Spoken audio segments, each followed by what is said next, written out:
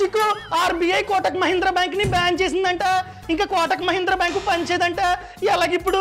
అసలే నా జీతం అంతా అయిపోయింది. నాకున్నది ఒకటే క్రెడిట్ కార్డు, అది కూడా కోటక్. ఇప్పుడు ఇది పనిచేయదా?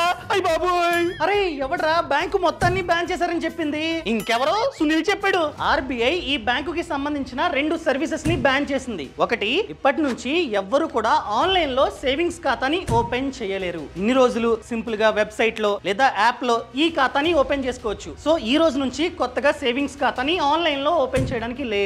కావాలంటే బ్యాంక్ వెళ్ళి మనమైతే ఓపెన్ చేసుకోవచ్చు. అర్థమైందా? ఆల్రెడీ నీకు కనుక సేవింగ్స్ ఖాతా ఉంటే ఎటువంటి ప్రాబ్లం లేదు, నార్మల్ గానే యూజ్ చేసుకోవచ్చు అనమాట. క్లియర్?